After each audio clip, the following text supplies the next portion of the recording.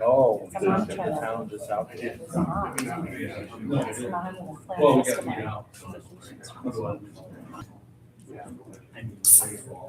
Then I look at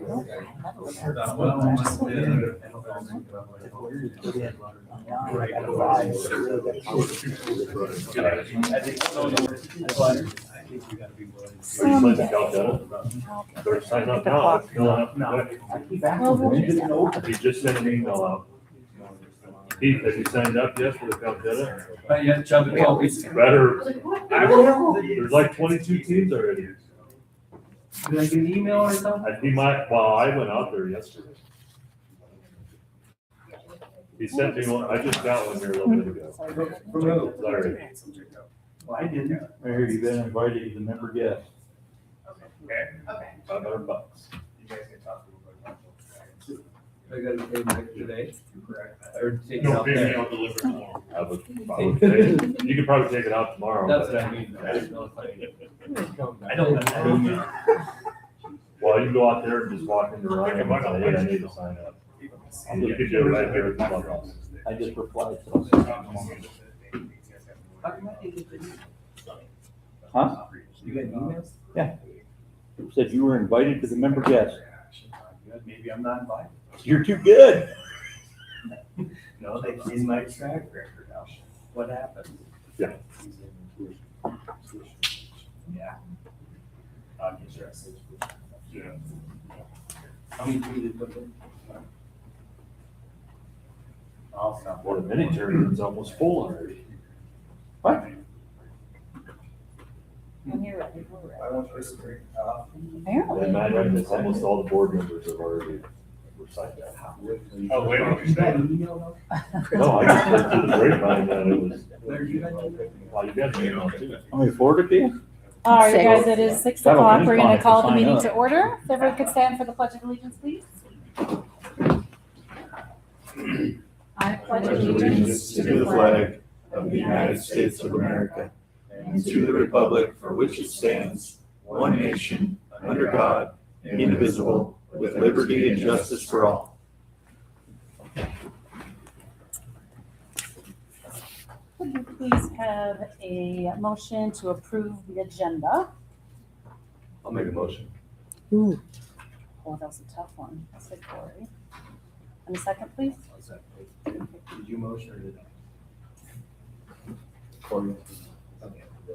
I just louder. Is there any discussion for the agenda? The printed agendas have a 13.1 and a 13.3. The 13.3 is a duplicate, so it's not included in the team agenda. Any other discussion? All in favor of approving the agenda? Aye. All opposed, same sign. Motion carries. Thank you. Number 3 is to do the oath of office commitment. So if Larry, Sarah, and Travis could stand up, please. Before the meeting started, Larry, Sarah, and Travis all signed their oath. So I'm going to read a little statement, and afterwards, if you guys would just say I do, we'll be official. Having signed the oath of office, will you please publicly affirm your commitment by responding I do to the following? Do you solemnly swear that you will uphold the laws and Constitution of the United States and the state of South Dakota, and that you will faithfully perform the duties of school board membership to the best of your judgment and ability? I do.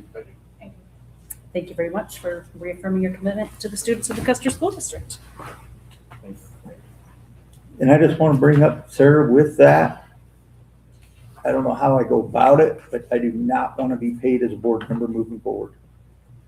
We will note that Me neither. here and now.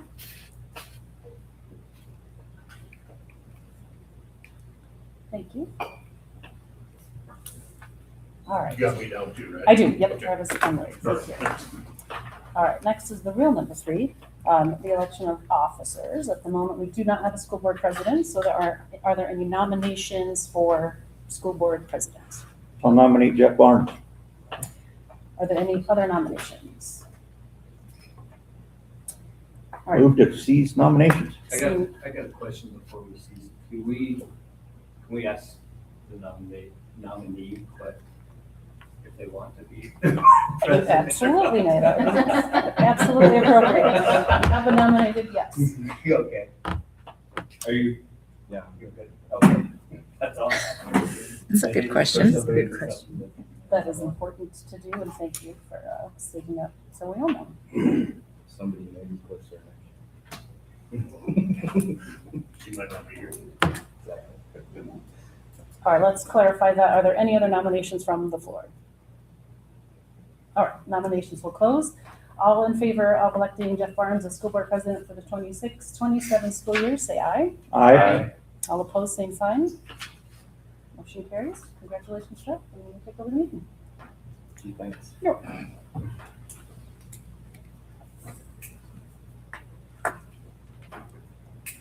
We also have to do the vice president, correct? Yes, you do. You do. I do. We. So I need nominations. I'll nominate Travis. Vice president.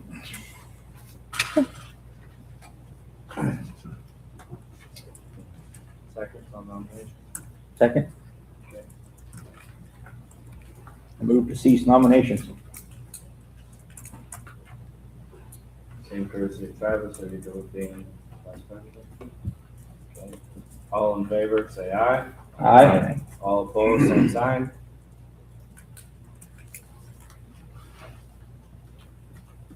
That carries.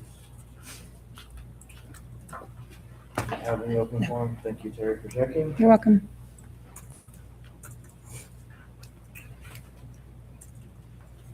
We have some acknowledgements. It's crazy, even though we haven't been in school for a month. We have state track meet participants. The girls team.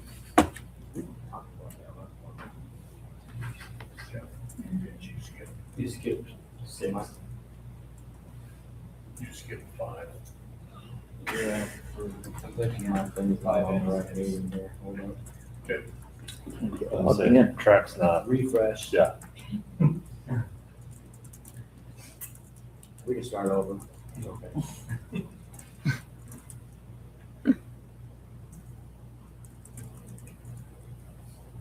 That looks better.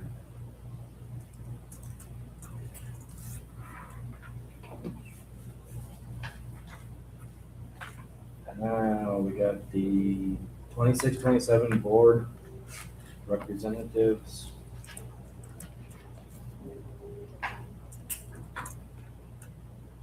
For Black Hill Special Services. We have who the current ones are. Sarah. Sarah. Hmm. And who's the alternative? Corey. Corey. He's good with that still. We're good with keeping that?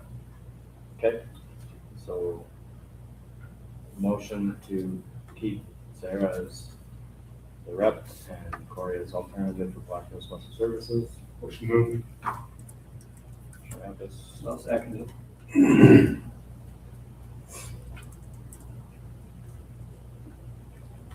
Any discussion? All in favor, say aye. Aye. All opposed, same sign. And the other one is Black Hills EDCs that are. Educational Benefits Co-op. And the current ones is Sarah and Terry. Did we have 2 board members? No. No, okay. Are you good with staying on that one? You don't get a choice. It is what it is. I'll take it. So motion to approve Sarah being the rep. I'll make a motion. Terry. Corey, second. Aye. Larry. Any discussion? All in favor, say aye. Aye. All opposed, same sign. That passes.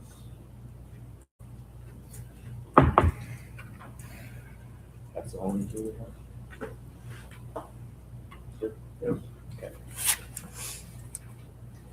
Now we'll go down to number 6, annual designations.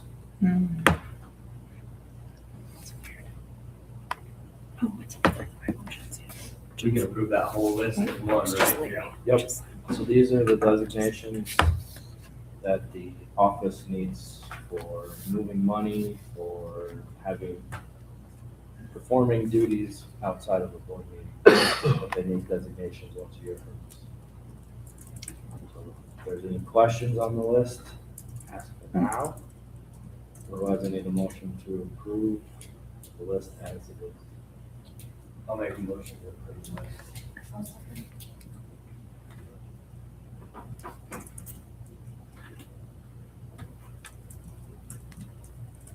Any discussion? All in favor, say aye. Aye. All opposed, same sign.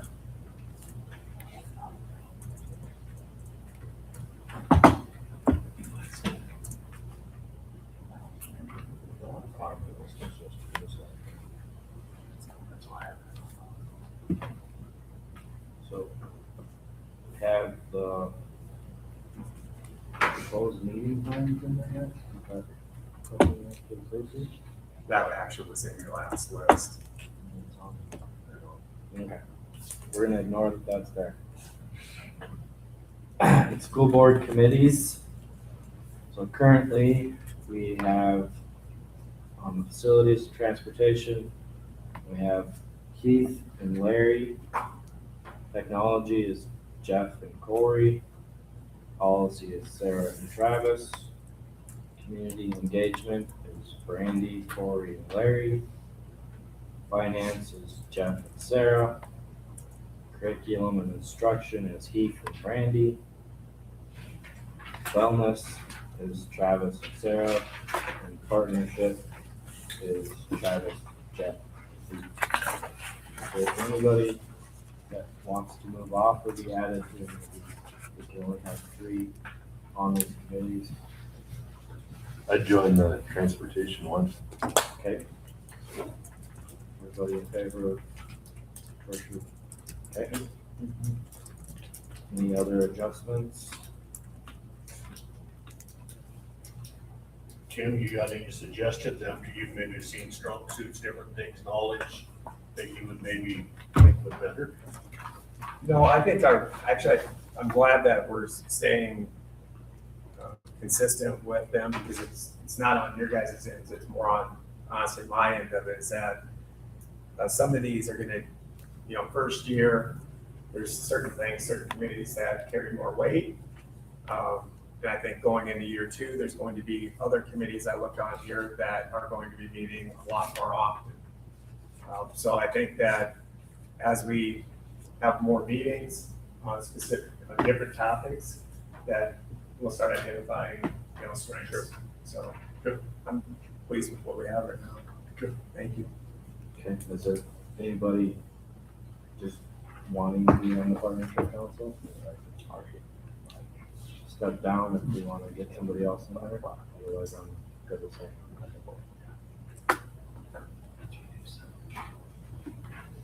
Okay. We had Keith fill our spot last year. Right. Been a lot of fun for him.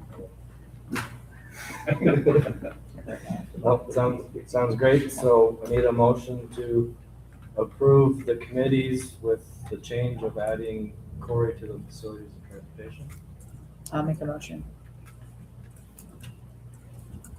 Brandy's getting the motion. I'll second it. Larry gets second.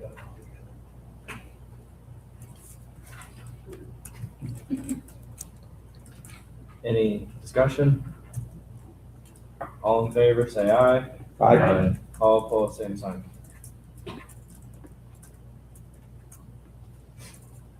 Now we'll go through it now. There's no track on there. Of the right month. There is no track on it. So we have state rodeo competition.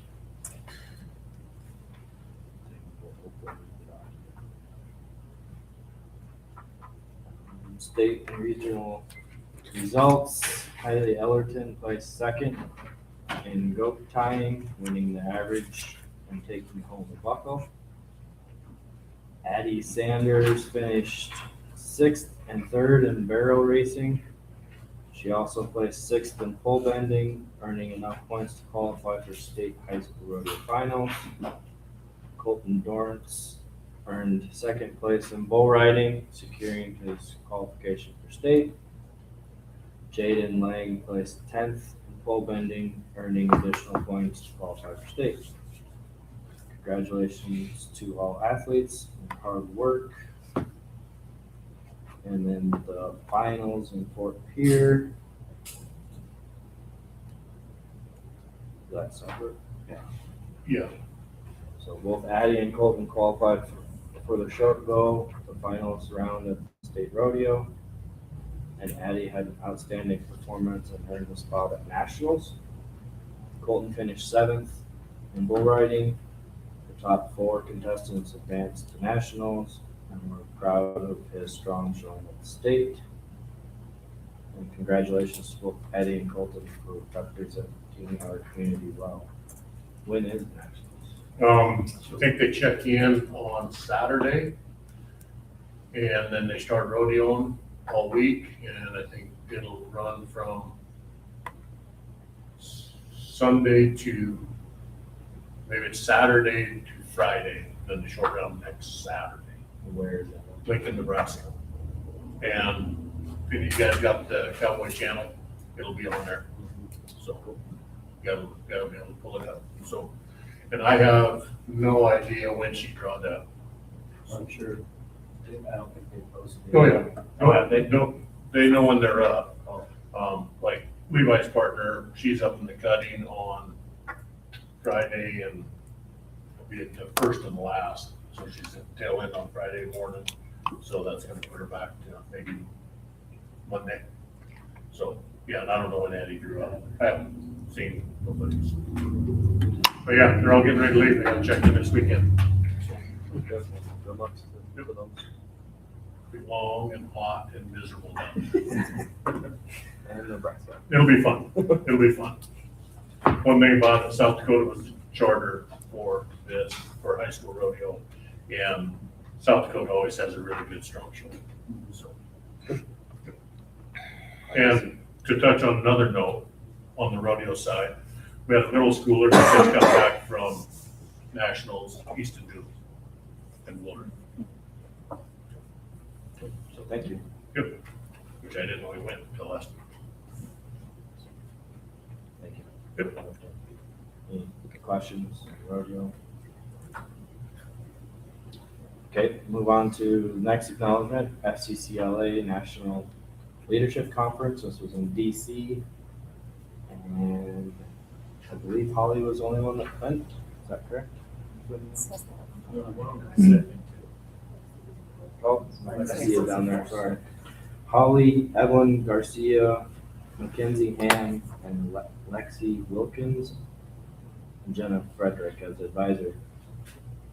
Went down and Holly got first nationals. And Lexi got second, is that what she had said? Yes. That's pretty awesome to showing for Custer High School, South Dakota, DC. Anything to add, Toby? No, Ms. Frederick always does a good job with those kids, and they really come to compete when they do it, and they do a nice job of putting in the time and effort to get ready for the competition, whether it's state or local, or local or state or national, so they do a good job. Thank you. Any questions on board?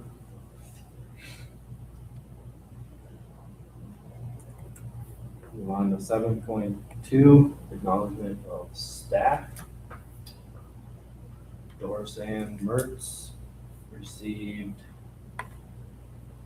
2026 through 2029 School Achievement through Libraries Award. I read somewhere that she's the only one on the West River that gotten this, or There is, I think, yeah. Pretty cool. Yeah. You have any more details on that? Yeah, just a little bit on it. First of all, I want to really thank Doris Ann for all the work that she does. I also want to recognize all of the staff members that are part of working in our libraries. I want to recognize the administration, Joey, Toby, Frosty, for what they do to support that. The one thing that Doris Ann pointed out to me in an email was that this is really a recognition of our libraries, right? The Custer School District libraries and everything that we do to celebrate the different programs that use the library on a day-to-day, routine. And I think that that's something that through her leadership, and the principals know what I'm talking about with this. I mean, she pushes in a positive manner for those libraries to be used. So thank you, Doris Ann, for that, and thank you to the others that are involved with that. It's great recognition. I'm looking right now, and I think there is 1, 2, 3, 4. I think there was 6 school districts total, 6 or 7 across the state. So it's a great achievement. Some pretty big ones too. Yeah. Pretty awesome. Thank you, admin, for supporting Doris Ann. And thank you, Doris Ann, for all your work. Anything to add, principals? They do a nice job. Move on to 7.3, acknowledgement of donations. Fancy machine doesn't want to do nothing really. Just a picture. Okay. No. If you click on 7.3. There it goes. Gotta be smarter than the machine. So the school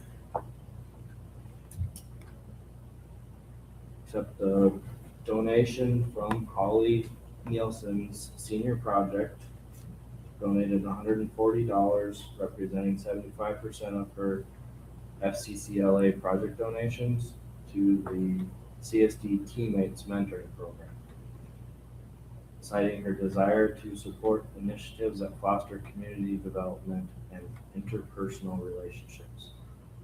The remaining donation will be allocated back to the Custer FCCLA chapter. Her project, Petals of Appreciation, secured first place at the state level, and she competed in nationals and got first place there also. So that's a pretty cool donation coming back from one of our teachers. And the next one is Custer Youth and Alumni Foundation donated $200 for a teacher grant for most elementary school sped teacher Shay Young for a crash pad in her classroom. And the Custer Chamber collected donations from its members to provide 200 annual Gold Discovery Days Kids Zone compliment wristbands to students in Custer and Hermosa school districts. Assuming those will come in the mail. Yep. Awesome. That gives 200 of our kids to enjoy the Gold Discovery Days.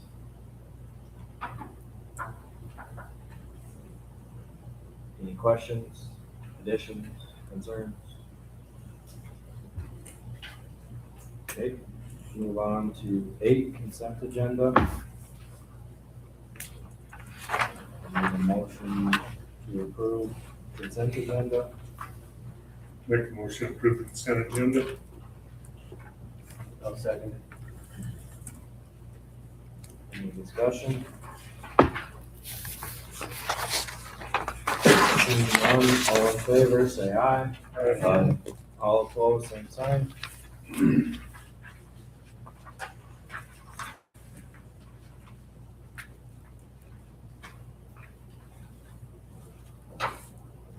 We'll move on to waiver, conflict of interest waivers. We have a few because it's the beginning of the year. So do we want to go through them each individually? You can. Dr. Rhonda Frederick. And then the conflict is husband, Dr. Tim Frederick, is the superintendent of schools. She has signed it. We need to approve that. I'll talk through them all and then we can approve them unless we want to pull one off separately. If that's okay with everybody. Dr. Tim Frederick, just vice versa conflict.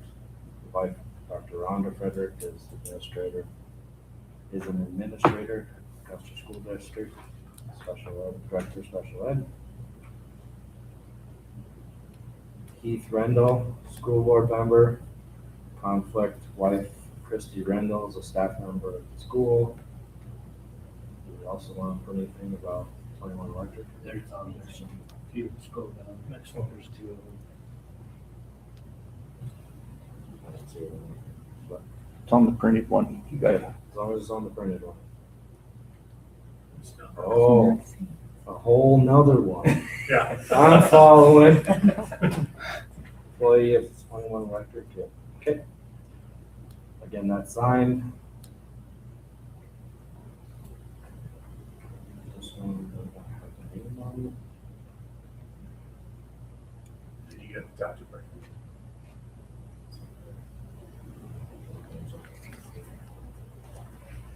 it. Full paper copy of that. Dr. Brandy Harrop. Husband Paul Terp is a paid Custer Junior High School basketball coach. She has signed it.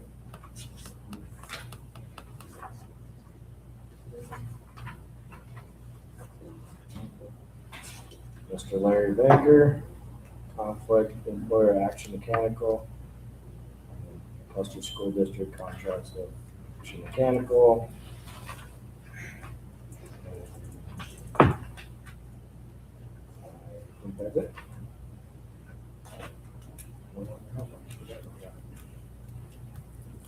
So I need a motion to approve the contracts. I'll make a motion to approve. Thank you, Sarah. Any discussion? All in favor, say aye. Aye. All opposed, same sign.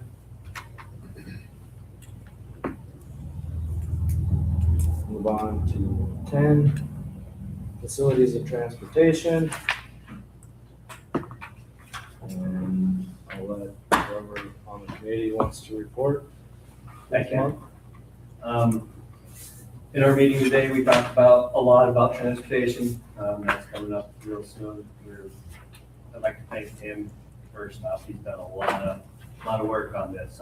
Talking about every which direction it could be thought of. He pretty much thought of it. We talked about how our routes were going to go, our activities were going to go, which direction we think it's. I think Tim sent the numbers out a little bit. Everybody's kind of seeing where we're going to be. As the transportation committee, we're going to recommend that we stay with our Lowe's for our route busing and go with Dakota Bus for our activity busing this year only. And then keep track of it through the year and see how it goes. Is this the last year of our contract? This is our last year. Yes. of Lowe's, yep. They can't provide our activity bus. We looked at a lot of different options, but we think for this year, this is probably our best option.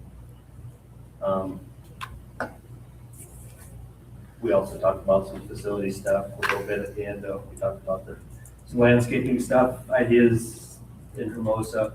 How we make that building good walk, and we're gonna come up with some ideas on what we can do to make things look better down there, function a little bit better.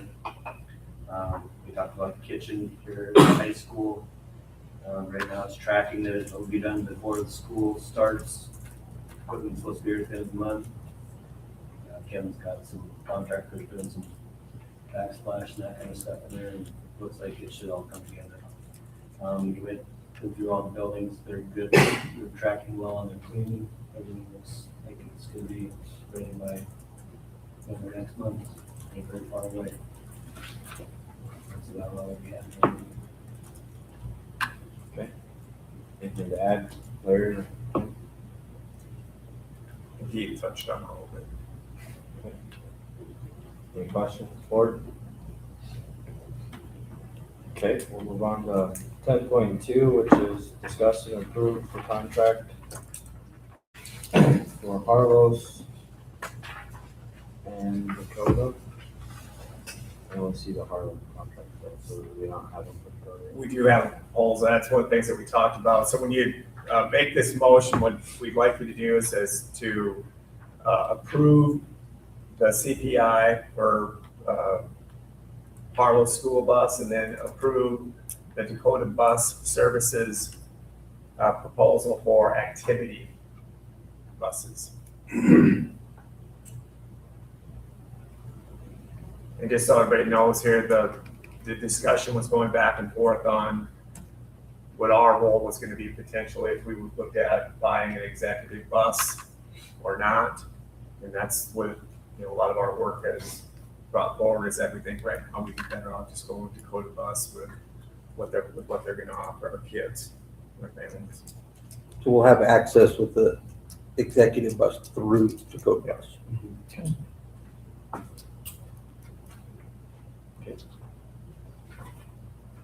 I'll make a motion to approve the CPI from Harlow's and the proposal for the activities on Dakota Bus. Well, second.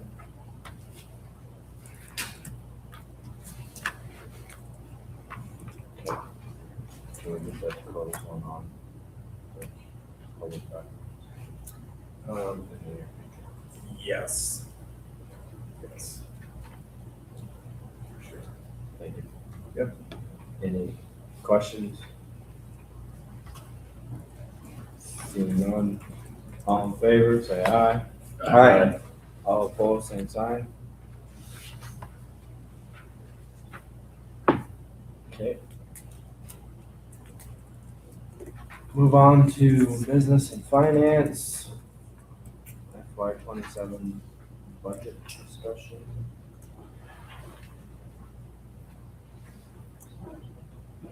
The proposed budget really has not had a lot of changes. We've been very busy focusing on closing out the year.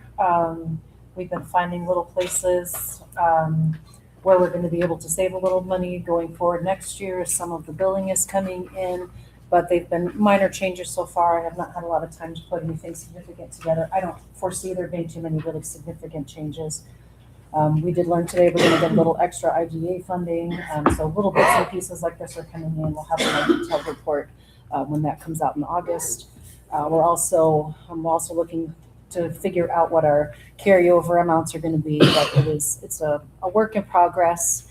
There's a lot to do to put all the bills back to the end of June. We don't even have all of our bills yet. We'll still get some in July. So budgeting wise, there's a lot to be fixed there to move forward and to close out this year as well. So a lot of moving pieces right now.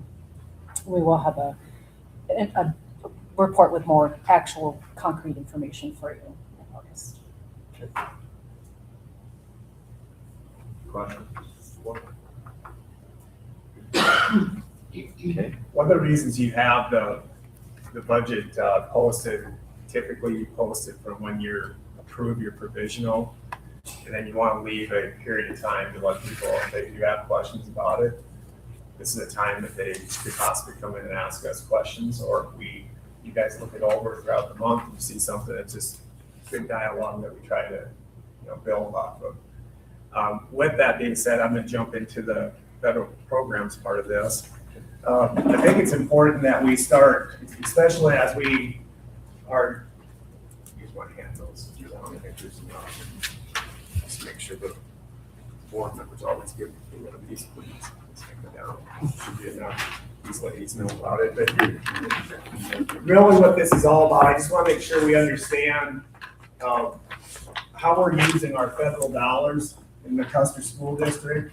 I think it's something that I want to applaud past administration, you guys as school board members, past board members, and how they have used title dollars. There's a lot of school districts that they use every penny of their title dollars, typically going to like classroom size reduction. So they just basically pay for a teacher, salaries and benefits, and they don't look at really what the qualifiers, what the criteria should be. So I put this document together so that you guys as board members understand specifically what Title I funding looks like for a district, what you're supposed to be spending it on.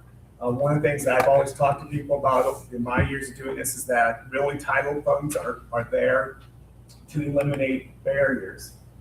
So if you're talking about eliminating barriers, you have to look at your kids that you have in your district and which kids have the highest needs. And don't always think of highest needs as being like a monetary thing, because it's not just monetary.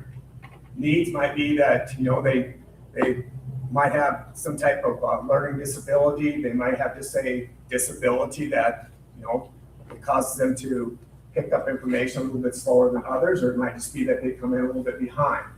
So we as a school district, and again, this goes back to the administration and the advisory teams, I think they really have done a good job of looking at what our needs are. If you look at this, for example, at the preliminary Title I funding budget summary sheet, you'll see that we still have to this day 2 math and reading interventionists. You have 3.5 paraprofessionals, and these 3.5 paraprofessionals are probably working, they should be working with classroom teachers, with these interventionists on identifying the skill sets that these kids need to have addressed and to get them caught up. Hopefully as our preschools grow, maybe there'll be less and less of a need for positions like this in the future. But this is an example for our district right now with what our preliminary budget looks like, what we propose from Title I. This is dealing with Custer Elementary and Hermosa. So you still have $269,000 going into salaries and benefits, but it's not for necessarily like a 4th grade teacher. Does everybody understand that? It's specific to reach the needs of those kids. We also spend, as a district, quite a bit of money, honestly, on parent involvement activities. We do a very good job with that. Both the principals do and their staffs with making sure that we're getting our families into our school district. And obviously, we also want to focus on professional development. The nice thing about federal dollars, it can help us out a little bit with our general fund by being able to use those dollars. Again, it needs to be in the areas of your maths, your science, your readings, what the focus point is at the national level. Our high schools benefits from the REAP program. Some of you guys have asked questions recently about like our math position. Well, our math position at the high school is paid through this federal fund. So if you didn't have this position or these dollars, again, that would go back to the general fund, or also go back to us having bigger classes potentially. Now, the one thing I want to share with everyone in here, there are requirements with federal funds. And requirements mean that we have to report out, right? It's not like we just get the check and hire these people or have these programs and then it's rubber stamped and it's good. So when we go through an accreditation process, or audit, they will ask us specifically, can you show us how, for example, our math teaching position, how are those students improving?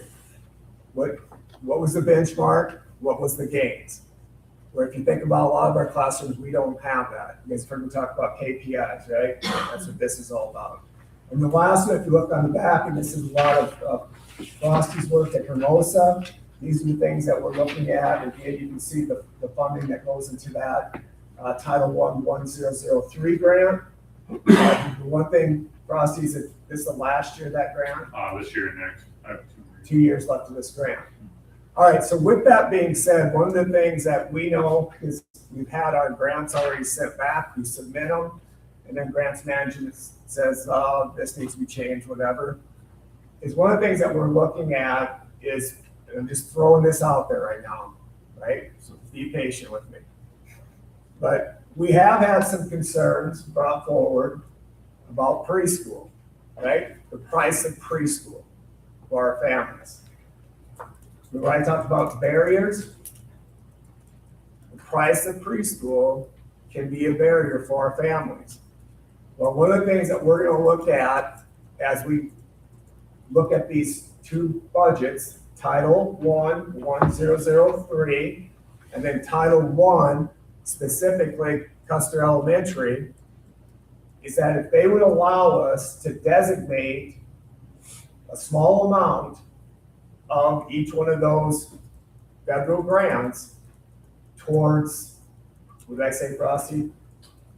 Tuition reduction. There we go.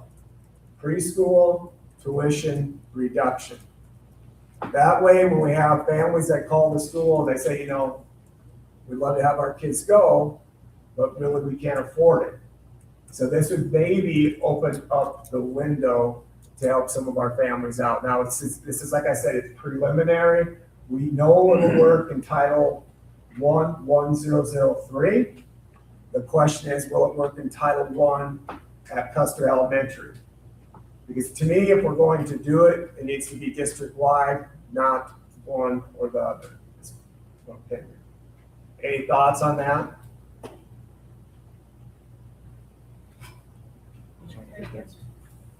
Sound like a good idea? Yeah. Okay. On the barriers is good. Okay, then we'll push forward with it. If you ever have any questions though with federal funding or federal programs, please reach out to me or Rhonda or Joey across. I guess you too, Toby. For free. So, thank you. Nobody else answers.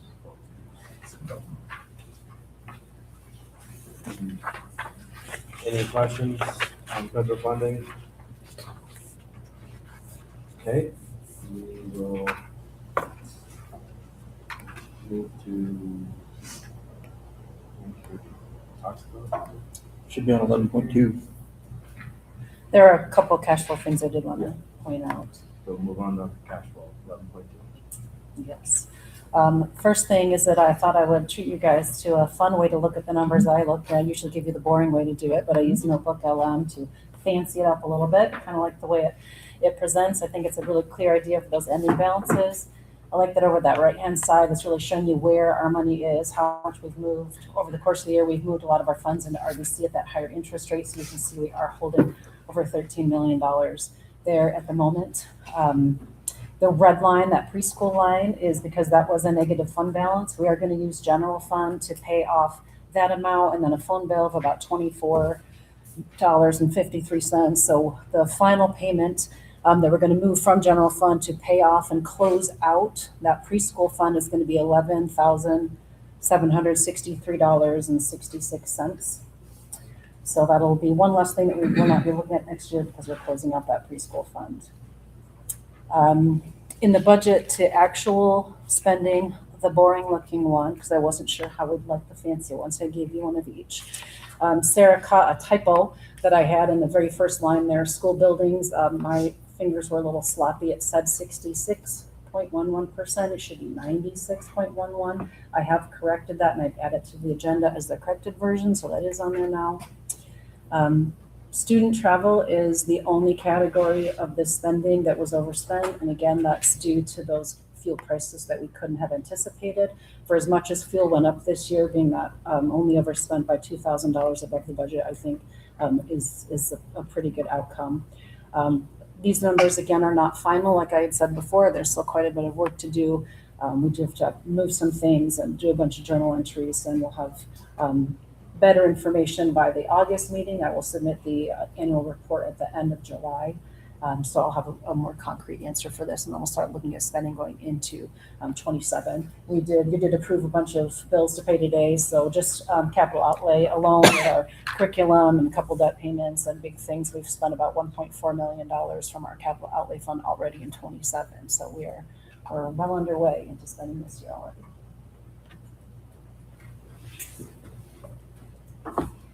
questions? More? I got, so when you say you got a lot of journal entries, that kind of stuff, is that money that's still needs spent for last year, or? I anticipate there's gonna be some that needs to be spent. I'm sorry to cut you off before you finish your question. Yes, we always have bills that come in August that we hadn't seen, didn't know about. Last year, we had a bill from football for a coach that went across the state. Just didn't know about it. They didn't give it to us, so we got that super late. That will happen, so we will have expenditures. We will also have revenues that we do not have yet. We don't have any of our utility taxes, so we're gonna be receiving close, about $330,000 from utility taxes, so they're gonna be both sides of the picture. And then I do have to move some things and balance some things from food service, and there's a lot of behind the scenes work to do to get you accurate numbers. I was just, because the three numbers seems like we were way over on our budget. I mean, we projected way over. Well, I think part of that was making sure that we were safe going into this year, but I think part of it was the work that was done throughout the year to say we did budget for this, we did want this, but can we do without it? I think a lot of that really was, yeah, we did think we needed the budget to be sitting where it was, or we wouldn't have proposed it to you, but the work that was done in the building level with Kevin, these guys worked really hard to find places where they Well, can. and I'm not saying it's a bad thing. Yeah.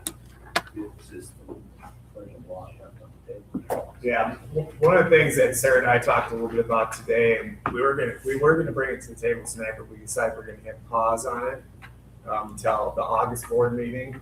And so I'm not gonna say everything about it, but one of the things I just wanna make sure we understand is that part of the process of zero-based budgeting is what you guys will see through the years, is that percentage, it's gonna get tighter. It's gonna get really tight, right? When we say we want it to be 99%, we want it to be 99%. I don't want us to spend 70% and then you're floating 30%. Right. Because that's not being honest, right? So as we get more focused on the zero-based budgeting, that will get tighter. And then you're really gonna know really where you're at all the time, so. We're using a lot more detail as we're budgeting to, instead of just having a spreadsheet with a number in it for salaries, I have all the salaries listed out on the top. So if one person leaves, we can remove that person, plug it in with a new person. All the capital outlay requests are individually entered, so we have a really clear idea. And there's lots of work for improvement still, but we're doing better and better every year about trying to be more accurate. But the things that were presented in this budget last year were things that were requested, were asked for, were based on prior use, and there was just a lot of really hard work done this year. We appreciate that. Any other questions? Okay, there's no action on that one. You did, correct? Correct. Move on to 11.3. Employee assistance contract. It's West River Mental Health between Custer and West River Mental Health. These are for our staff members. Okay. We'll utilize it. This is a renewal, not new. And it's no cost to the district. It's what? No cost to the district. Their services that they offer. They do. They offer 4 sessions per person, per family, and beyond that, there would be a cost to the individual.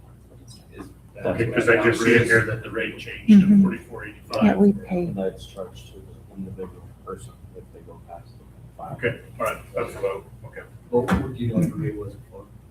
I don't, but I can look at last year and find it for us.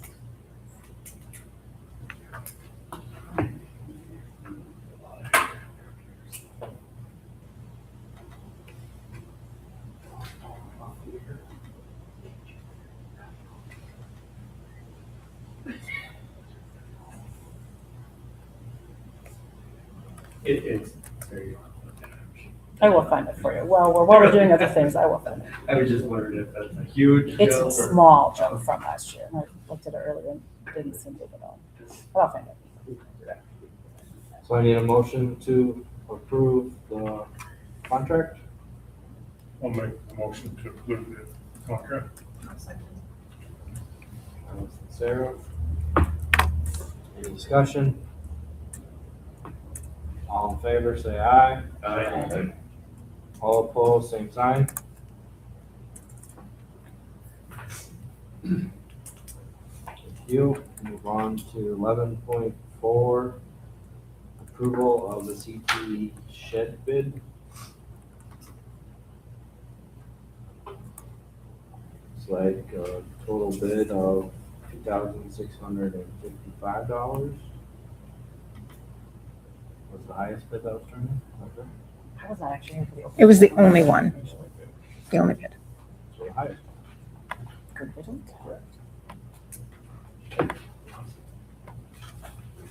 I'll make a motion to approve, accept it. Second. Sarah. Any discussion? All in favor, say aye. Aye. All opposed, same sign. Just out of curiosity, do we have any idea what the cost of that should be? We got a lot of labor in it. Besides the labor, material. 2 times the labor. But how come the school district charges tax? That's a If we're resale taxing of them. goods. Oh, We already purchased the goods to make the shed, so now Yeah. that we're selling the shed, we have to pay sales tax, because we're selling it now, we're not, it's no longer part of it. I just was curious. Didn't the state down? We're part of that. Probably. Okay, I have the number, please, sorry, it's not Nope, about that, go but last year's rate was $44.23 per 15 minutes. About 30. 15 minutes. Glad to do it. You wasted more looking for that. Thanks for finding. Okay, we'll move on to 12, curriculum and educational programs, student handbooks.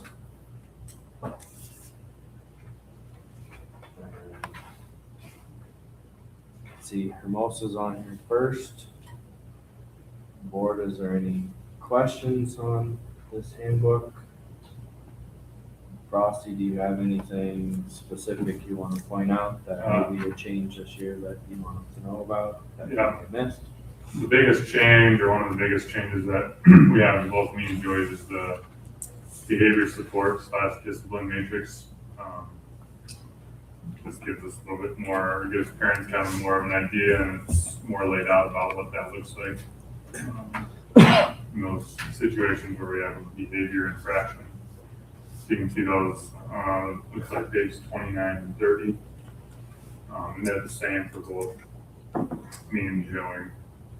And then the training rules I got updated at the junior, senior high, I've updated those into ours, so it is the same and matches with the junior, senior high. And those are the only 2 changes, I think.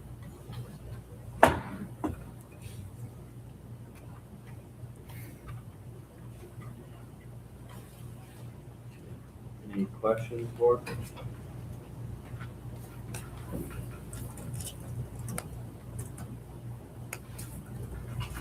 I don't see the elementary one on here. Custer elementary one, is that just a mistake? Or- It's the first one. It's the first one. Oh, yeah. No.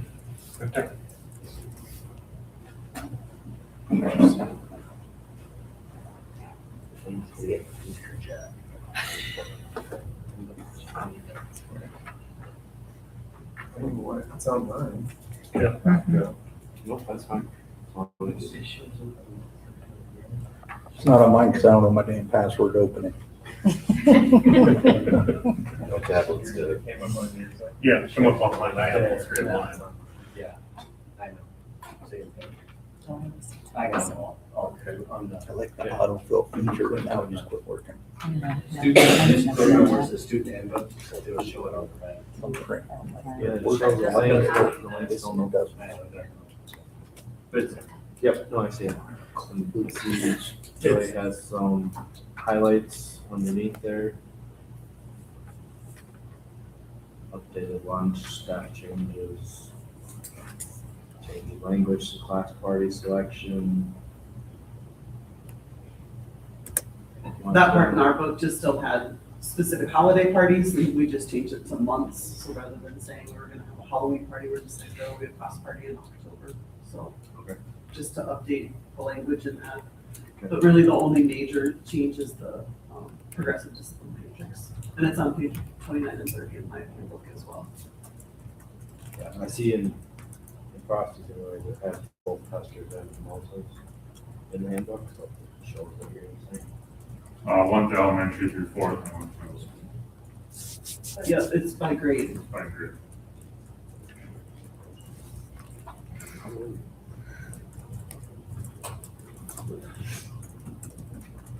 Any questions, board, for Frosty or Joey?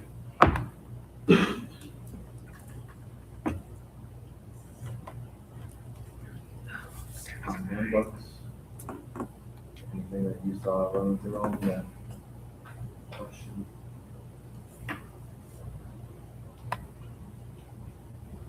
Okay. Most, since we talked about those two, can I get a motion to approve the Formosa and the Custer Elementary Handbook? I'll make the motion. I'll second. Lori and Brandy. Any discussion? All in favor, say aye. Aye. All opposed, same sign. And we'll go to the Custer Junior, Senior High handbook. Board, do you have questions? Toby, do you have highlights that you want to point out? So, Yep, we had our, obviously, staff changes, we have every year. On 27, we talked about it last month as well, just those grad honors, so adding the cum laude, summa cum laude, and magna cum laude, just so we can recognize a little more students. Since we moved Wildcat time to the middle of the day, on page 36, we had to kind of review our school hours and class periods, just on when they were, just because we don't have that in the morning anymore. And then in our discipline matrix, we did add, I don't know if we had to, but we came up last year, nicotine pills and pouches. Apparently nicotine's coming in all sorts of different things, so we just kind of had anything that had nicotine in it. So just kind of making sure that cover your bases, and we always have a caveat in there too that, not everything can be listed obviously in a handbook, so we'll just do the best we can, things that maybe come up that aren't interested or aren't, directly in here. The other thing that we did, we looked at our activities, and Dr. Frederick and Frosty and myself and Mr. Jar already talked about that. And so we talked about the training rules. We moved that to go through the school year, the school calendar, instead of the summer. I just figured that's a time when parents and community and law enforcement can take care of some of that. We won't get involved in some of that stuff just to make it a little less muddy, I guess I would say.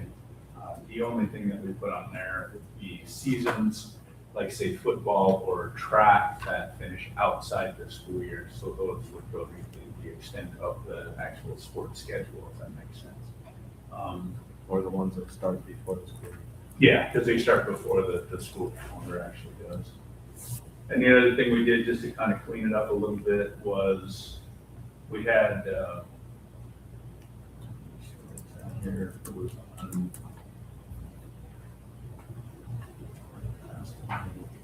But we had a percentage of the season where, depending on how that worked out with different seasons with more competitions and things like that, when you do a percentage, sometimes kids would get, I think, hammered or consequated more than, if there's any different sport. So we tried to make it more uniform, if that makes sense. So on 54, first offense was 2 events or 2 weeks, whichever is longer. And the second offense is 4 events or 4 weeks, whichever is longer. And hopefully we don't get to the third one, which is a calendar year. But we just wanted to kind of put that in there so it was just a little more cut and dry, so there wasn't any, possibility for, someone saying, well, so-and-so got this many because it was football with fewer events, and so-and-so was in basketball and got a lot more events because it ends up being, that's how it works out. So just kind of did that to make it so that a little more cut and dry. And that is all we have. Thank you.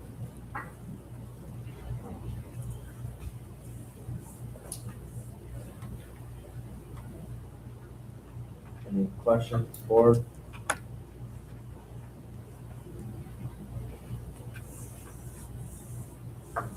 Okay. Motion to approve the handbook for the Custer junior and senior high school. I'll make a motion. I'll second it. Keith? Any discussion? All in favor, say aye. Aye. All opposed, same sign. Appreciate it. I guess just ask administrators to double check job titles before we publish it. And if we, please, can we get these on the website so they're accessible by parents and whatever. Yep, as soon as everything gets updated, names, as we're still changing things around, we'll get them posted where they're at right now on the website. And I also wanted to add that when we start talking about family parent engagement process, there's changes that happen to these handbooks this year because our administrative team has reached out and has had those conversations with our families, and we have had people come to our board meetings and participate and share, right? I think that's a positive step for us going forward. People can actually see that they're being heard. I think it's going to make a difference with keeping people engaged in the process. So thank you for that work. I appreciate that, principals. Thank you. Anything else? Move on to 13, policies and procedures. 13.1, first reading for a lot of policies from the legislative session.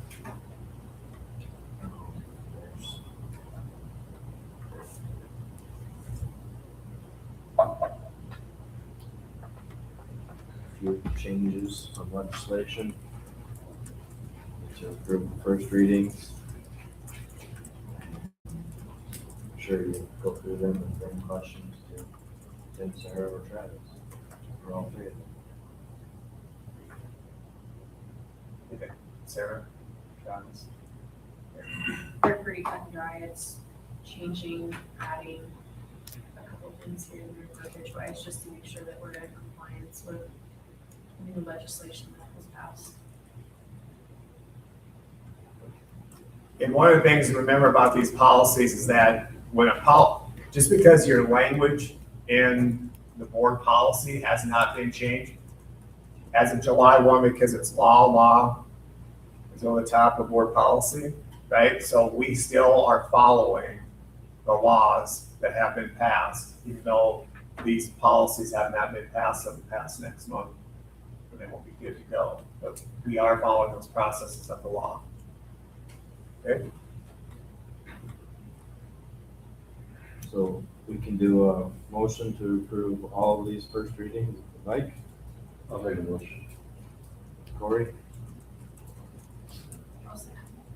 Sarah? Any discussion? All in favor, say aye. Aye. All opposed, same sign. Go to 13.2, public school construction contracts.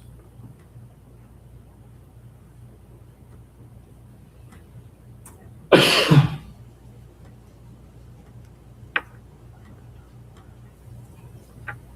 you got information about that, go ahead and add it. Okay, I will. So the big question, and this actually came up a few years ago, and we as a school district are going to, one of the things that we're gonna be looking at doing actually in the future is using more of the cooperative purchasing because you get a much better deal, right? However, it's been talked about now for years, just like we were talking about with our facility and transportation with like the gym with HVAC system. Well, that's a prime example right there of there have been school districts that will go out onto a cooperative purchasing solicitation, right, organization, and they will actually use them so you don't have to go through the entire bidding process. And so this was brought into question from the Attorney General, came back and he made a statement as far as using cooperative purchasing agreements of 100,000 and more, and that's why I use an HVAC system as an example. It's gonna be much more than that. His answer was no, South Dakota school districts cannot use out-of-state cooperative purchasing arrangements to bypass local competitive bidding requirements for construction projects costing $100,000 or more. I would encourage you guys to go through and read through that because I think it's going to be something that could impact cooperative purchasing organizations. The ones I'm familiar with are in Minnesota and one in Iowa. So I think it's something that we just need to make sure we have the knowledge on as we go forward with facilities management and upgrading our district. So they're saying it's not legal? Not legal. Because I know there are school districts in South Dakota that have used it in the last 5 years. That's probably why it's been questioned. So I know I can tell from my past practice is that we did not do it because that board did not want it to go out of state. I'm talking about the business wise. Because a lot of times when you do that, you're going to be bringing people in from all over. So I think that's why it's been questioned. I'm sure it has something to do with school districts are on I-29, right? That's basically an out-of-state entity that facilitates it. They don't do anything other than push paperwork. It's still local contractors. It can be local contractors. It definitely can. And remember also that if it's specialty work and you as a board are happy with the specialty work, that whatever's done, like HVAC system, it does not necessarily have to go to the lowest bidder. So, all right? We don't have to approve anything. No, it's just information. Yeah. Move on to 14, superintendent and administrative reports. And budget. I think I'm just we talked about policies already. We've already talked about facilities and transportation. I've sent you enough information on the House bills. If you have questions with any of that, please let me know. I just want to take a little time to thank the folks that worked on the Custer School District Partnership Council. I was really nervous about this whole process when we got started with it, but I think that the understanding that we're going to have a partnership council and be able to work on things through the committee process to bring back to the council, I think it makes a lot more sense.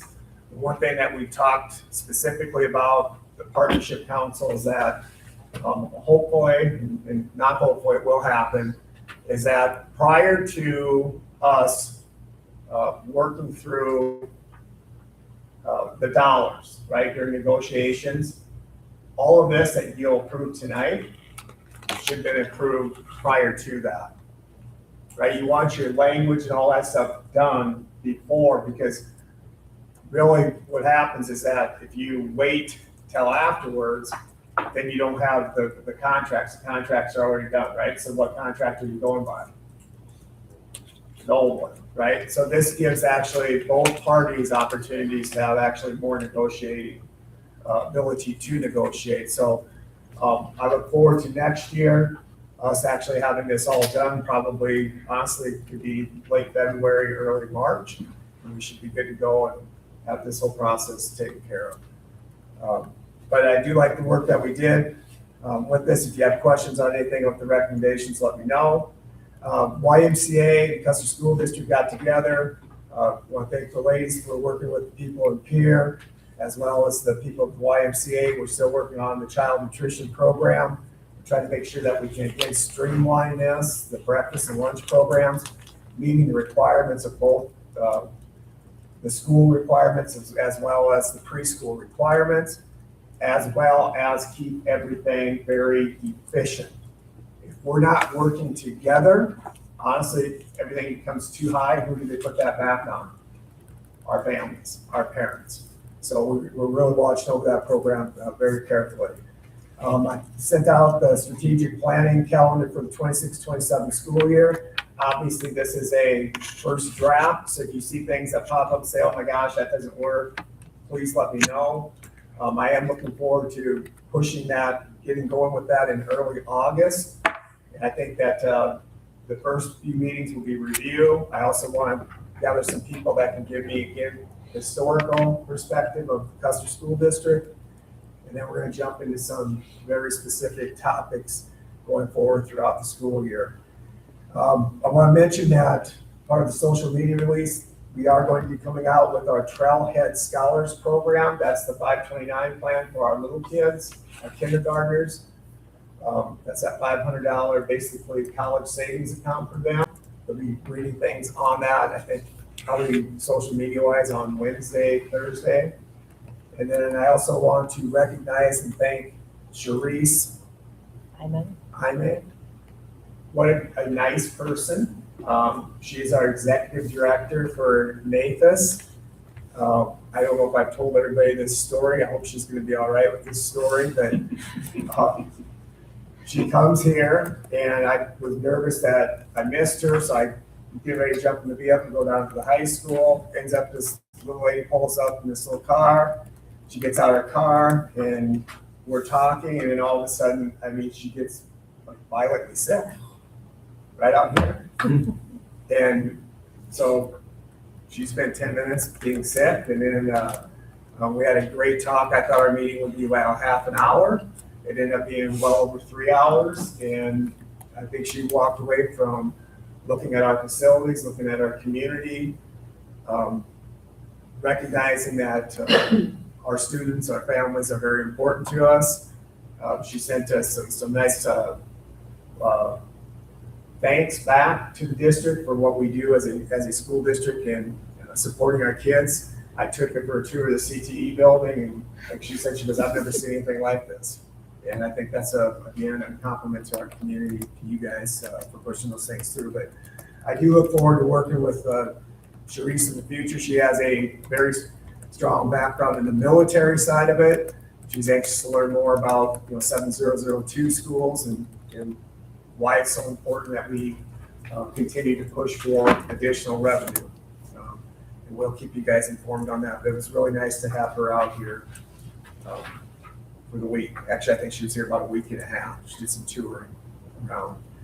Last thing I just want to mention is that as we go forward for our next August board meeting, we have ASBSD conference that is, help me out, August 7th and 8th. Yeah, so is there any other school board members that want to go?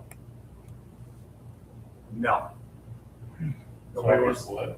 6 or 7 that day. Yeah. It's the worst Is it? time. I thought it was 7th and 8th. Always. Yeah. especially when they schedule it the same night that Noah Khan is having a concert in Denver. In Calcutta. No, Calcutta's next week. It is? So, 18, 14, 15. Oh, 6 and 7, I see. When do we get our register by? tomorrow. After that, I told you, pay me, I'll drop it off tomorrow. I'd do it, but I'm in Colorado. When rally starts. I was thinking of the same weekend. It was last year. Registration will stay open, it just gets a little bit more expensive after next week. okay.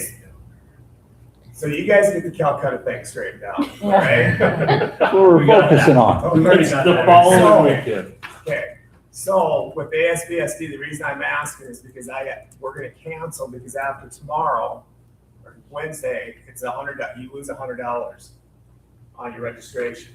So administration, I need to know 100% if you're going or not. And board members, you kind of told me now, so we should be good. But I need to know from you guys. All right? I'm good. Thank you. But she did, to touch on that, she did get clear across the district. So, Yes, you did. I did. Yes. So everybody knows this part. I thought this was good. Where was that? Was it at Ellsworth? Mhm. That's where the workshop or whatever it was at. And the day before she came here, they actually toured and went down to Oklahoma. And through that process, they swung through Hermosa.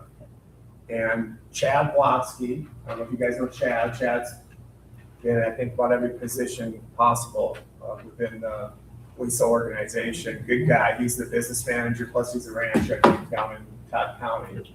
But he spoke specifically about the Hermosa School, how it's changed, the growth of it. And then they talked specifically about what you can expect to see happening throughout that area because of what's going to happen, not only at the Air Force Base, but also because of the healthcare situation south of that city. So I think that's a positive for our district. Thank you. Thank you. Any questions? Okay, we'll go to administrator's report. I'll start with Toby. I do not have really anything to add. I can go through how our students did on the state assessments if you want to hear those again. I know Travis and I talked about the CDL stuff, and I don't know if you got any more information from the gentleman you talked to. no, I just thought it was pretty cool. I stopped in, paid my membership dues, and, here, what was that, about a month, 6 weeks ago? And anyway, he just we got to visit with the representative there in the trailer, and we got talking about the workforce is what brought it up, and then I said that we had graduated several kids with their learner's permits and whatnot, and he had never heard of that. So he thought that was pretty amazing to kind of get through, and he told me he would get somebody out of Green Valley to contact me, and nobody's contacted me yet, so. But it was a good conversation, so I called Toby to let him know that, that's a pretty neat program that we got going to go. And the other part was I was hoping to push on them and put it in their ear, because we got to be 18 to take the class, that maybe we ought to drop that back to 17, because we do have a lot of seniors that do that. So he was gonna do some checking on federal regulations with helping them guys to see where we maybe could try to make some exceptions for some of that. Still haven't heard back yet. Right now,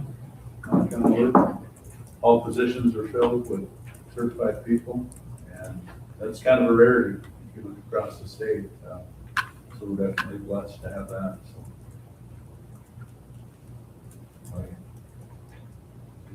Yeah, can I jump in? Yeah. And one thing I should mention too, sorry, but one of the things that's going on right now, and Toby said that he's exactly right. We are very fortunate to have our positions filled. One of the things that Dr. Graves is really looking at hard right now is they're looking at these praxis exams, and the principals all know what I'm talking about. We have some individuals that just at times they struggle with these praxis exams. So what they're looking at right now, and they are looking for public comment. They're looking for administrators to make comment. So if you go to the Department of Ed website, Board of Regents website, you can go in there and do that. But they're trying to look at identifying different ways for these young people that get through college, 4 years, 5 years, whatever it takes, for them to go forward with another process versus the praxis exam. So we're trying to loosen it up a little bit. So it could be like, instead of you having to do the praxis, instead you might have to like present a portfolio, like what you have learned through the process. Part of the big discussion right now is that if you look across the state, the numbers, why they are being filled is they're being filled by people that are coming from outside our country, right? And the issue that we're having isn't with them coming outside the country, is that there's a language barrier. And so some of our kids are really struggling statewide. You know, these are very smart individuals, but it's hard to understand them. So Dr. Graves is working on that.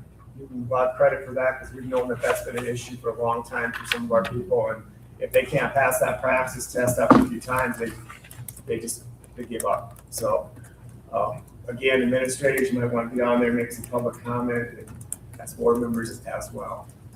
Okay. Thank you. Yep. That's all I have. Dr. Ron Patrick? I did submit a report. One of the things I'm working on when I started this fall is all the case managers had their CUME files of the special ed paperwork, and so I brought all of that into the central office so that between Kathy and I, we went through every file of every student. And if you've been in special ed, by the time they get into high school, their file is like this thick, and so you're transferring those files. And so my goal this year was to get all of those organized and scanned onto campus, and I have one box left, so that's my goal, is to get all of that done by the end of July. So it makes it easy too, if a student transfers, it's just a click compared to having to run off paper to send to the school. Makes it pretty easy, and it's good for the teachers to see it too, because it's on campus, so. Yeah. Some of those files were pretty thick. We weeded out the stuff that didn't need to be there. Thank you. Any questions? Joey? I don't have a whole lot. Handbook was about the biggest thing really. There's stuff about that. So just starting after the 4th of July, it's the downhill slide. 4th of July, it's Golden Discovery Days, it's rally, and then it's school. So, so we're getting ready. Questions? Joey? Rossi? Same thing with Toga. All our hires are done except for any suburban drivers still for one of those routes out east of town. I have a plan. If we don't find one, I think we can make it work using one of the white vans. So not too worried about that. And then we need another boys basketball coach. But other than that, we're looking pretty good there. So yeah, same thing. We all our new ELA curriculum just got here. I mean, today or yesterday. So Custer Elementary is still waiting for ours. High school's here, Hermosa is here, so. you know, unpacking all that stuff, and I'm sure teachers will want to get their hands on that soon. So, besides that, yeah. Joey said 4th of July is like that doomsday day. We start getting ready. Kevin? You got the opposite of all the rest of them. You've been extremely busy. We got plenty of time before school starts. No, it's past doomsday. I've already heard that twice now. All the schools are doing good, cleaning, getting everything ready. Recorders are chipping away at it slowly. CTE, I was talking with Carter, Dean Kurtz, the 1 year walkthrough. We're gonna plan towards like maybe the end of this month, definitely before school starts. That way, if there's other stuff that needs to be brought up, they can work on it before school starts.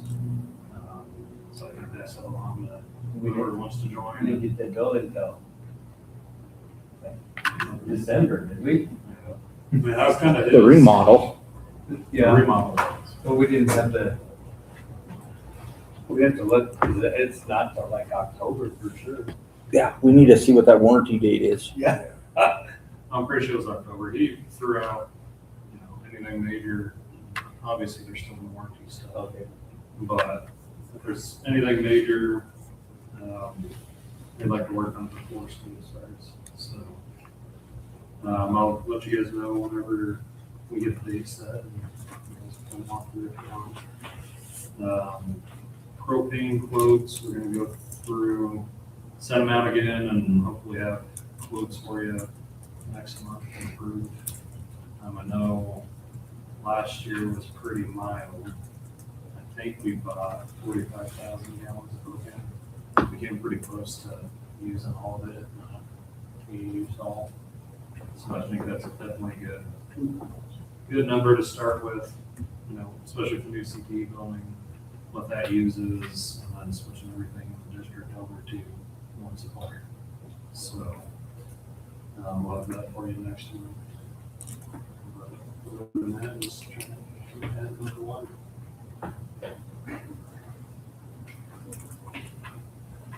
Any questions?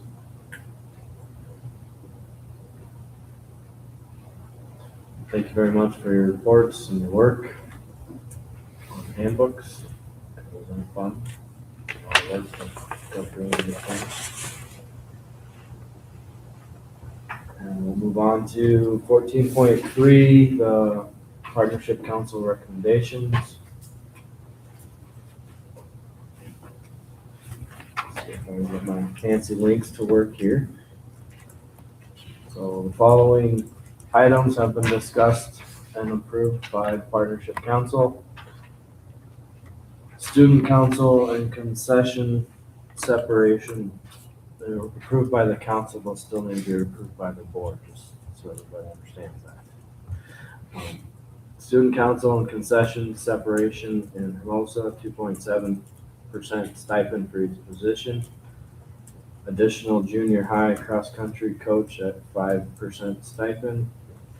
Self-evaluation forms, conferencing, additional rubric and language pertaining to IEP for the CIA, Mr. Paris.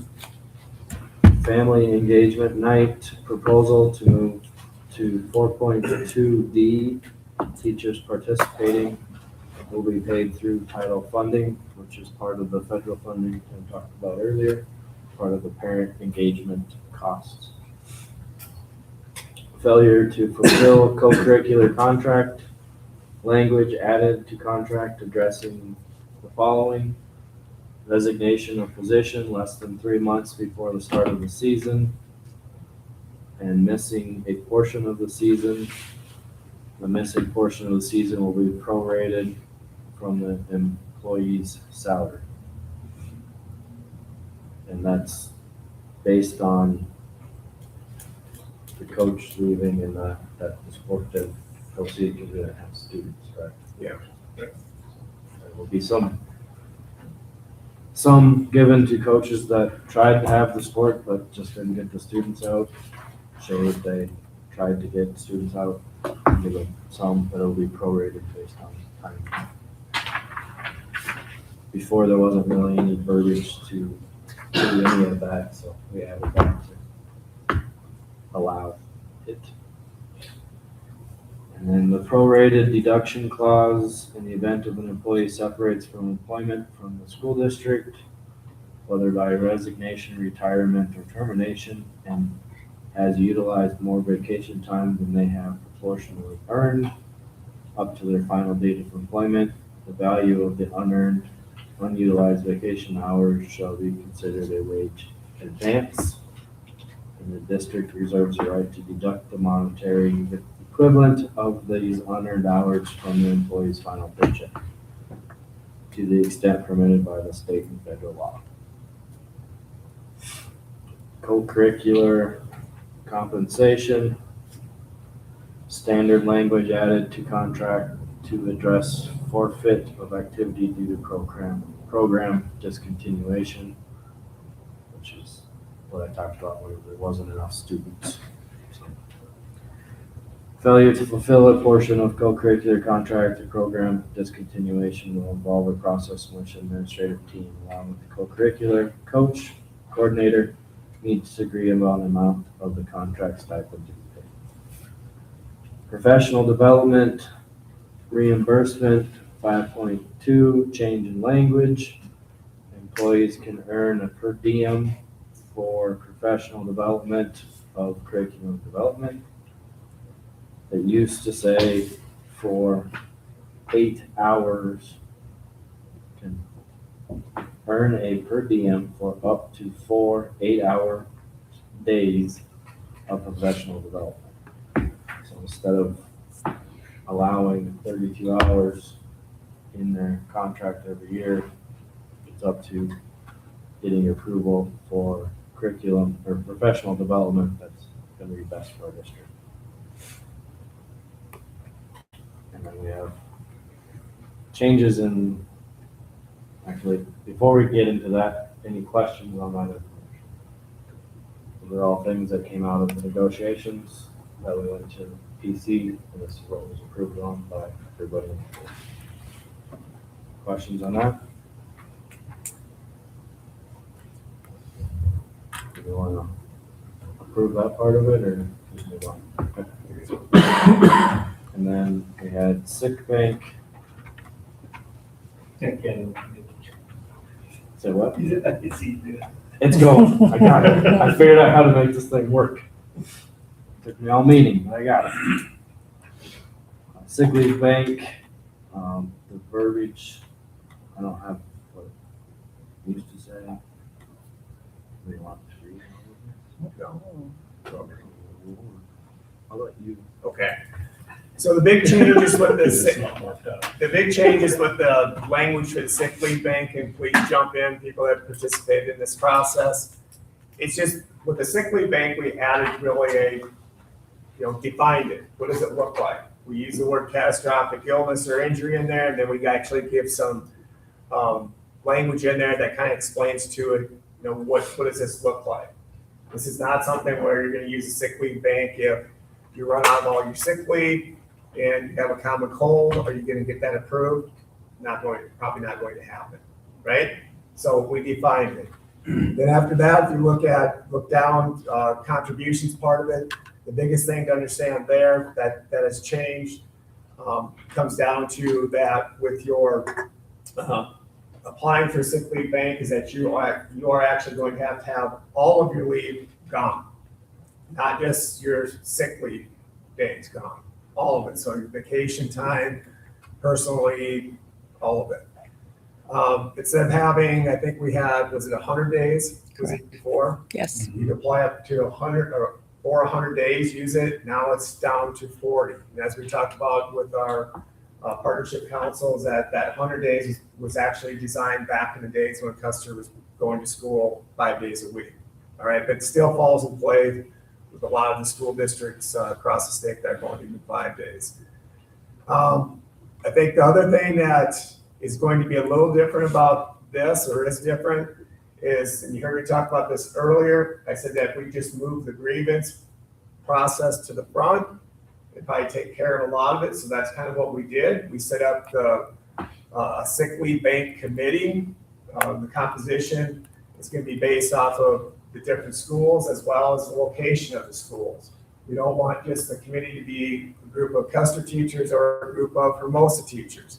So as you can see by the language is that we have certified representation from CEA, we have 2, classified representation from CIA, we have 1, CESA, we have 1, we have a building administrator, we have a non-rep member, and then myself, I kind of serve as like the chairperson of the committee. One of the things to note with this, we are very concerned as we go through, because these sick leave bank applications will come in, and Jenny and I have already started looking at that application, what it looks like. But once that comes to the office, it'll be myself and Terry that will have the information as far as who the applicant is. And then we will take that application and we will basically paraphrase it, so no names will be part of it. And then it goes back to this committee to make the decisions on whether or not the person is eligible for sick leave pay. We think it's very important that, obviously, confidentiality is very important. And I think we also, again, recognize that sometimes emotions do come into play. And we still are, even though it's a big school district, we still are small in that we hear a lot, right? Talk. And if people are not comfortable because it could be a friend or, something like that, that's applied, they obviously can, step away from it. Just like you guys as a board, when there's a conflict, you can step away from it. So that's it basically with the sick leave bank process. The leave without pay, I think it's very good. It's very succinct. The one thing that's stated in the leave without pay, it is not an entitlement, and it will only be considered for qualifying unavoidable events after all other applicable paid leave has been completely exhausted. The other important thing about leave without pay is that if it happens that you apply for it twice in a school year, you will have to meet with your building supervisor, and a discussion will need to occur. So that is it. Shrunk down. Questions? Can you explain the makeup of the committee that you used to come up with the language? Because that wasn't the partnership, that was people in the district working, helped come up with this version.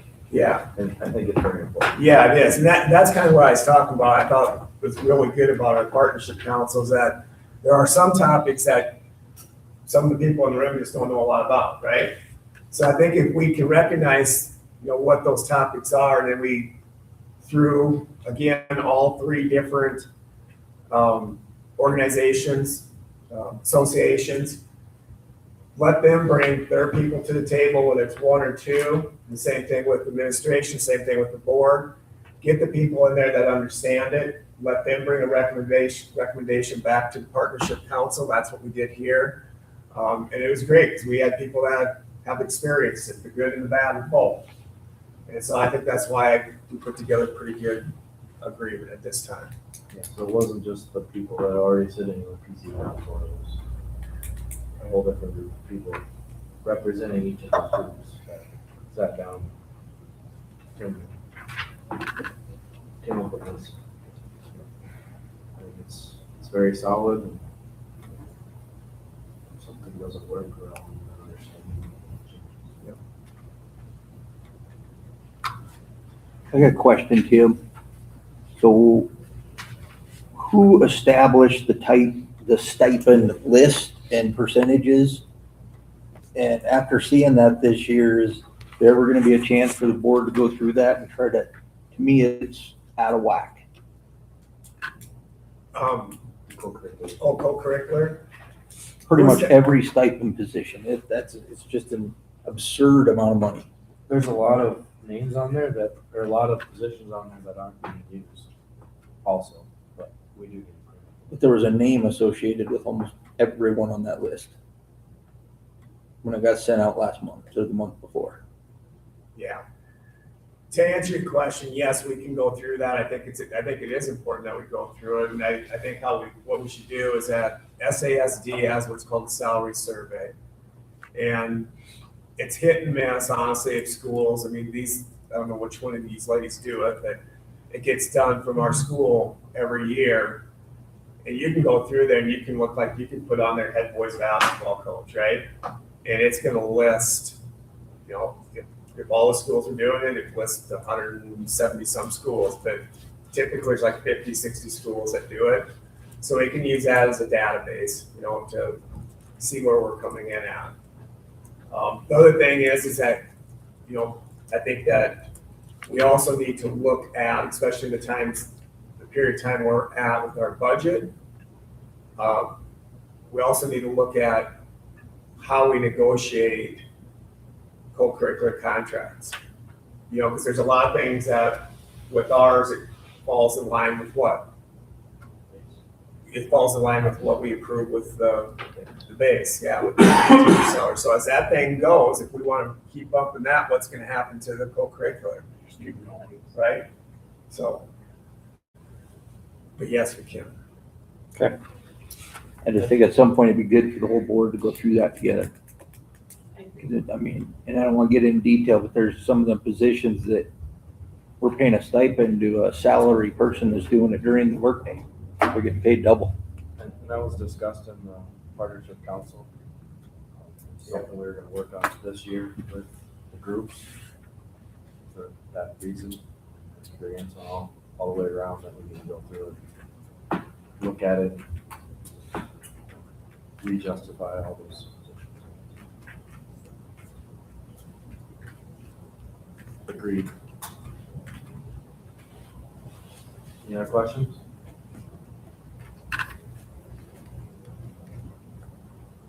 Okay, I need a motion to approve the recommendations from the partnership council. I'll make a motion to approve the recommendations of partnership council. Travis, Corey, thank you. Any discussion? All in favor, say aye. Aye. All opposed, same sign. We got Board of Education report. Associate School Board Joint Convention is August 5th through 7th. The date you're looking for earlier. There you go. You need to know by tomorrow if anybody wants to go to that. Yep. So you have until tomorrow, yeah. Next month's meeting is August 10th in Hermosa. I don't see anything for executive session, so. need a motion to adjourn. I'll make a motion. Corey, Yes, he did. second? Oh, I don't know if you. You want to second I'll yourself? second. Thanks, Randy. Any discussion? All in favor, say aye. All opposed, same sign. Thank you. Thank you. I was gonna tell you that Fawn Wild, she's the